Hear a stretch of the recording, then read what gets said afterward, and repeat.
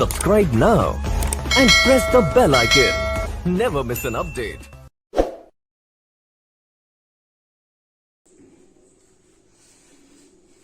Hello friends, maxima education point में आप सभी लोगों का फिर से स्वागत है। देखिए, जैसा कि हमने आपको बताया था कि इसके पहले वाली वीडियो में बीएससी फर्स्ट ईयर के न्यू एजुकेशन पॉलिसी के अंतर्गत जो सिलेबस में बदलाव हुए हैं उन सभी के बारे में हमने आपको भली भांति परिचित करवा दिया था। आज से हम लोग उसी नए सिलेबस के अनुसार क्लासेस के माध्यम से सिलेबस को एक बेहतरीन तरीके से आगे बढ़ाने का प्रयास करेंगे।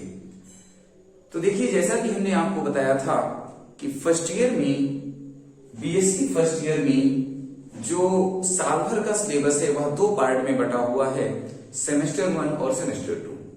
और सेमेस्टर 1 के अंतर्गत भी फिजिक्स के दो पार्ट हो जाते हैं। सेक्शन ए, जितने भी लोगों ने अभी तक वीडियोस को नहीं देखी है उसका लिंक इसी वीडियो के नीचे दिया गया है। आप सभी उसमें क्लिक करके उस वीडियो को देखें, जिससे सिलेबस की पूरी जानकारी, फिजिक्स ही नहीं मैथ और केमिस्ट्री की भी जानकारी उसमें आपको भली भांति दी गई है।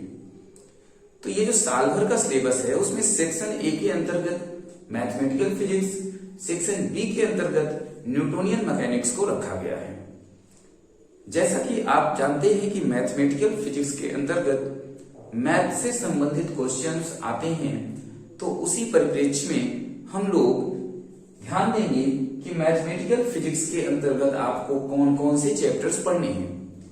मैथमेटिकल फिजिक्स में आपके पास कुल 4 यूनिट हैं, जिसमें पहली यूनिट वेक्टर अलजेब्रा, दूसरा वेक्टर कैलकुलस, तीसरा कोऑर्डिनेट सिस्टम और चौथा इंट्रोडक्शन टू टेंसर है।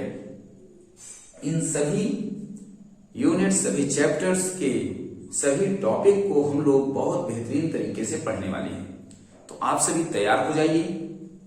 कंटिन्यू क्लासेस को प्राप्त करने के लिए आपको लगता है कि नहीं, सिलेबस से संबंधित कुछ जानकारी जो हमें वीडियो से मिल सकती है, तो आप सभी लोग इस चैनल को सब्सक्राइब करके और वीडियो को लाइक कमेंट करते हुए जुड़ जाइए, क्योंकि एक सिस्टम से, एक प्रोसीजर तरीके से आप सभी को इन सभी चैप्टर्स का क्लास वीडियो, साथ ही साथ इसकी नोट्स भी आपको लिखवाई जाएगी। तो देखते हैं, सबसे पहला आपका जो टॉपिक है वह है वेक्टर अलजेब्रा। हम लोग यहीं से पहले यूनिट से इस पेपर की शुरुआत करते हैं। तो देखिए, वेक्टर अलजेब्रा का जब आप बृहद सिलेबस देखेंगे तो उसके अंदर आपको किन किन चीजों को पढ़ना है, तो आपको पता चलेगा कि वेक्टर अलजेब्रा सबसे पहली चीज ये होती क्या है। तो आपको बता दें कि जब हम लोग वेक्टर को पढ़ते हैं, सदिश को पढ़ते हैं, तो उस वेक्टर के नियम, उस वेक्टर को दूसरे वेक्टर्स के साथ जोड़ना, साथ ही साथ उस वेक्टर की प्रॉपर्टी और अन्य ऑपरेशंस, इन सभी को वेक्टर अलजेब्रा के अंतर्गत पढ़ा जाता है। बात क्लियर हो गई? वेक्टर अलजेब्रा के अंतर्गत वेक्टर की प्रॉपर्टी, वेक्टर के ऑपरेशंस और उसके अन्य सभी प्रॉपर्टीज को हम लोग पढ़ते हैं। तो वेक्टर अलजेब्रा के अंतर्गत हम लोग इन सब चीजों को देखेंगे। इसी के साथ जब शुरुआत करते हैं एक टर्मिनोलॉजी से, फिजिकल क्वांटिटी, भौतिक राशि जिसे कहा जाता है। ये फिजिकल क्वांटिटी क्या है? What is physical quantity? तो आप जानते हैं कि वे सभी राशियां जिनमें भौतिक विज्ञान के नियम लागू होते हैं, उन राशियों को भौतिक राशियों के नाम से जानते हैं। जब हम लोग और आगे बढ़ते हैं तो इन फिजिकल क्वांटिटीज को दो पार्ट में ब्रेक किया गया है। पहला जो है, जिसे हम स्केलर कहते हैं, और दूसरा वेक्टर के नाम से जाना जाता है। स्केलर क्वांटिटी या इसी को हम अदिश राशि और वेक्टर को सदिश राशि कहते हैं। क्या कहते हैं? सदिश राशि कहते हैं। अब जैसे वेक्टर या स्केलर को सबसे पहले हम लोग समझेंगे तब तो आगे बढ़ेंगे। तो आप बहुत अच्छी तरह इन सबको जानते हैं, फिर भी हम लोग इसे एक प्रॉपर तरीके से पढ़ने का वादा किए हैं, तो उस प्रॉपर तरीके से पढ़ने का प्रयास करेंगे। तो सबसे पहले आप लोग समझेंगे कि स्केलर क्वांटिटी क्या होती है। स्केलर क्वांटिटी क्या होती है? तो देखिए, वे सभी क्वांटिटीज, वे सभी राशियां जिनको व्यक्त करने के लिए हमें केवल और केवल परिमाण की आवश्यकता होती है, दिशा की आवश्यकता नहीं होती, उन सभी राशियों को अदिश राशियां कहते हैं। All those quantities to represent it to need only on the magnitude of the quantity, not direction, is known as scalar quantity. अब जैसे इसमें बहुत सारे एग्जांपल्स आपके सामने देखने को मिलते हैं। स्केलर क्वांटिटी में आप एनर्जी को लेते हैं, टाइम को लेते हैं, मास को लेते हैं, टेम्परेचर को लेते हैं, स्पीड को लेते हैं, प्रेशर को लेते हैं, इलेक्ट्रिक करंट को लेते हैं, ETC। इस तरीके से बहुत सारे एग्जांपल्स आपके स्केलर क्वांटिटी के अंतर्गत आ जाते हैं। अब जब आपसे एक एग्जांपल पूछता है कि इनमें से कौन सा है जो स्केलर क्वांटिटी है या कौन सा नहीं है, तो उसके लिए एक फॉर्मूला है। देखिए, उस आर्द्रता को चाबी दो। यदि आप इस लाइन को याद रखते हैं तो स्केलर क्वांटिटीज या अदिश सभी राशियों को आप याद कर लेते हैं। कैसे? उस आर्द्रता को चाबी दो, वो का मतलब होता है ऊर्जा अर्थात एनर्जी, यहां पे हम लोगों ने लिखा हुआ है। सा का मतलब है समय अर्थात टाइम। नेक्स्ट, और आप आगे आएंगे तो द्रा शब्द प्रयोग हुआ है, द्रव्यमान दैट इज मास। ता शब्द यूज हुआ है, तापमान, टेम्परेचर। इसी के साथ बहुत सारी क्वांटिटीज आपको दी गई हैं, को से कार्य हो जाता है, वर्क डन हो जाता है। कहने का मतलब है स्केलर क्वांटिटीज को आपको याद रखना पड़ेगा। क्लियर? उम्मीद है स्केलर क्वांटिटी आपको समझ में आई होगी। दूसरी राशि कौन सी है? वेक्टर राशि है या सदिश राशि है। ये कौन सी राशि होती है? वे सभी राशियां जिनको रिप्रेजेंट करने के लिए मैग्नीट्यूड के साथ साथ डायरेक्शन की भी आवश्यकता होती है, उन सभी राशियों को हम सदिश राशियां या फिर वेक्टर क्वांटिटीज कहते हैं। मैग्नीट्यूड के साथ साथ डायरेक्शन का होना इसमें बहुत जरूरी होता है।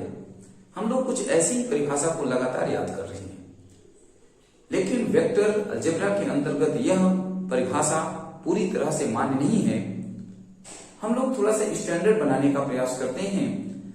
तो आप कहेंगे वेक्टर क्वांटिटी के बारे में कि वे सभी क्वांटिटीज जिन्हें व्यक्त करने के लिए परिमाण के साथ साथ दिशा की जरूरत होती है, मैग्नीट्यूड के साथ साथ डायरेक्शन की जरूरत होती है, साथ ही साथ ये सभी क्वांटिटीज कौन सी? Vector quantities. ये वेक्टर एडिशन के नियम का पालन करती हैं। Law of vector addition and law of parallelogram addition, इन सभी नियम का पालन करने वाली राशियों को, क्वांटिटीज को हम वेक्टर क्वांटिटी के नाम से जानते हैं। इसके एग्जांपल में आप देखेंगे तो आपको डिस्प्लेसमेंट मिल जाएगा, वेलोसिटी मिल जाएगा, एक्सेलरेशन मिल जाएगा। इस तरीके से बहुत सारी क्वांटिटीज जो वेक्टर क्वांटिटीज के अंतर्गत आती हैं।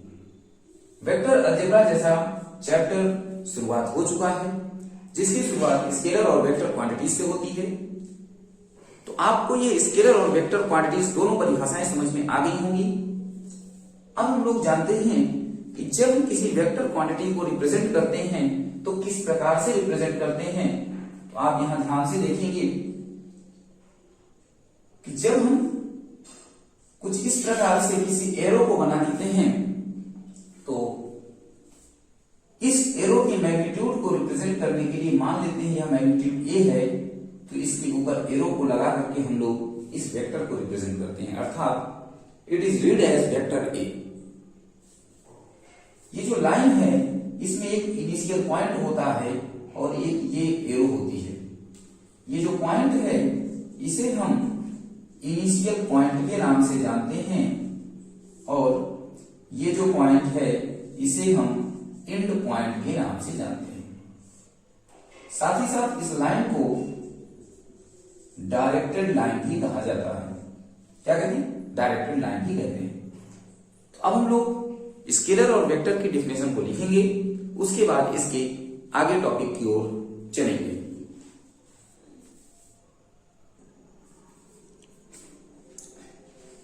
देखिए, इसे अब हम लोग देखेंगे कि जैसे आप लोग नोट्स बना रहे हैं तो इस तरीके से आप लोग इसका स्क्रीनशॉट ले करके और अपनी कॉपी में एक नोट्स बना सकते हैं। देखिए, basic concept of vector, different operations and their algebraic and geometric properties are known as vector algebra. अभी हमने आपको बताया कि वेक्टर अलजेब्रा वह होता है जिसमें हम लोग वेक्टर के प्रॉपर्टीज और उसके ऑपरेशंस को क्या करते हैं, पढ़ते हैं। फिर हमने बताया there are two physical quantities, पहला scalar, those physical quantity which are represented by only magnitude are known as scalar quantities. Example में देखिए, mass, distance, time, speed, temperature etcetera. और भी बहुत सारी क्वांटिटीज हैं जो स्केलर क्वांटिटी के अंतर्गत आती हैं। Vector quantity, it is a quantity which have both a magnitude and direction and it obeys triangle law of addition और पैरेललोग्राम लॉ ऑफ एडिशन। अर्थात ये वेक्टर के एडिशन के नियम का पालन करती हैं।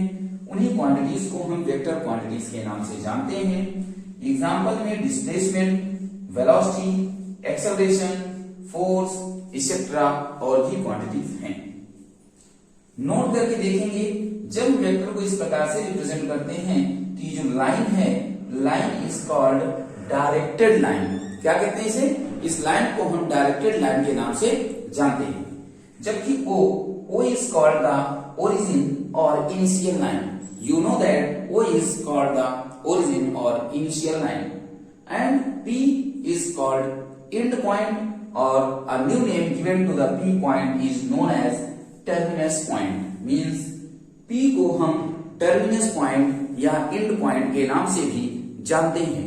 आप इतना, ये जो एक पेज का नोट्स है इसे आप स्क्रीनशॉट लेकर के अपनी कॉपी में लिख लेंगे।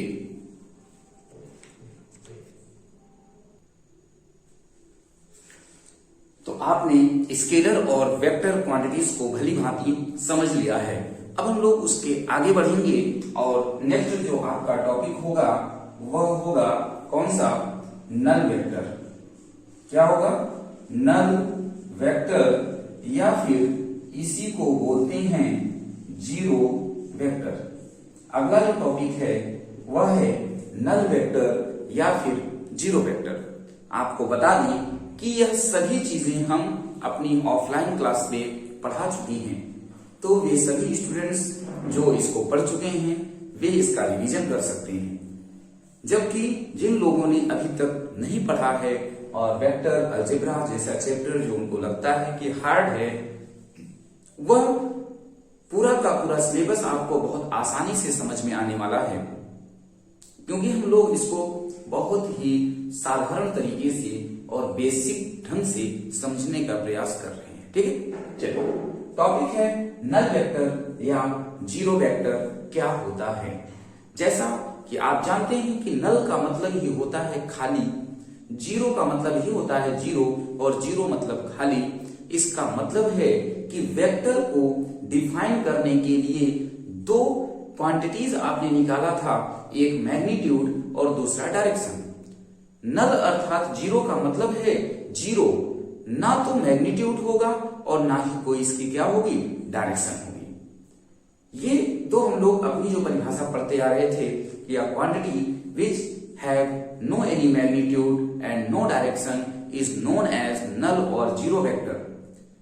यदि हम लोग इसे थोड़ा सा और स्टैंडर्ड रूप देना चाहें तो हम ये कह सकते हैं कि नल या जीरो वेक्टर वह वेक्टर होता है जिसका इनिशियल और फाइनल पॉइंट एक ही हो। बात समझ में आ रही होगी। हम लोग इसे लिखेंगे और समझने का प्रयास करेंगे। Null vector, a vector which have zero magnitude, and no any direction is called null vector। इसी को यदि हम दूसरे रूप में समझें और करके तो आप कहेंगे any vector which initial and final point is same is known as null vector। बात समझ में आ रही?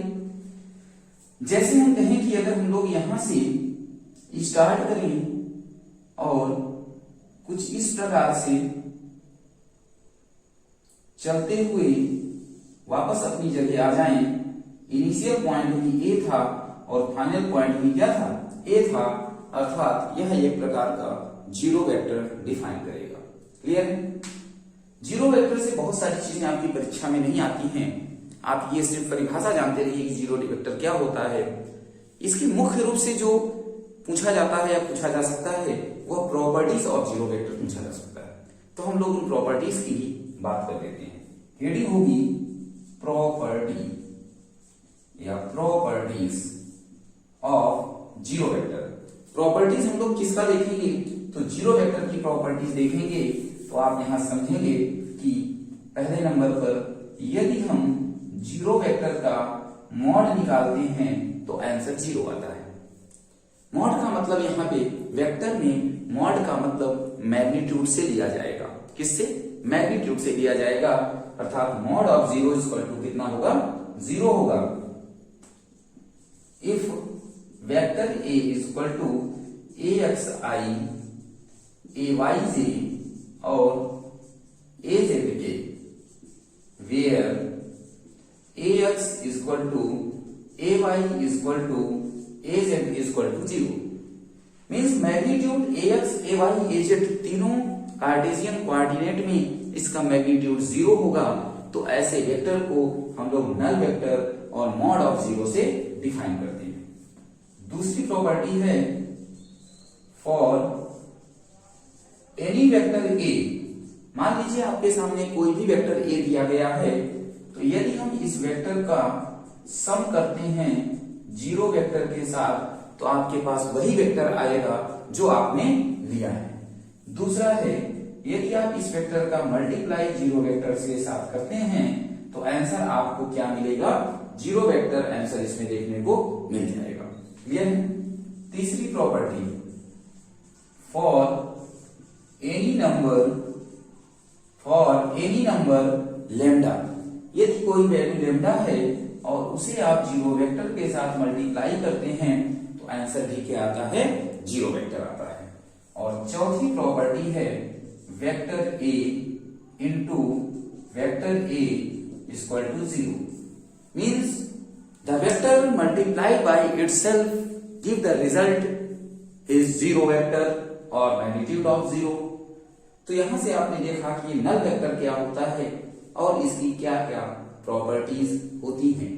इसी के साथ आप समझने का प्रयास करेंगे कि पैरेलल वेक्टर क्या होता है। तो वहां पास आप समझेंगे कि जब तो वेक्टर एक दूसरे के पैरेलल होते हैं तो पैरेलल वेक्टर होता है। इसके बाद हम लोग यूनिट वेक्टर के साथ अन्य बहुत सारी चीजें, sum of vector addition, multiplication of vector addition, subtraction of vector addition, displacement vector, position vector, cross product, triple cross product, इस तरह की बहुत सारी बेहतरीन चीजों को पढ़ने का प्रयास करेंगे। तो आप सभी लोग इस वीडियो, ये जो बेसिक पहली क्लास की वीडियो थी, ये कैसी लगी आप सभी कमेंट करके बताएं। साथ ही साथ ज्यादा से ज्यादा लोग चैनल से जुड़ने का प्रयास करें। तो हम लोग इस क्लास को यहीं पे रोकेंगे और इसके आगे कंटिन्यू तरीके से अगली क्लास में आपसे मिलेंगे। तब तक के लिए नमस्कार।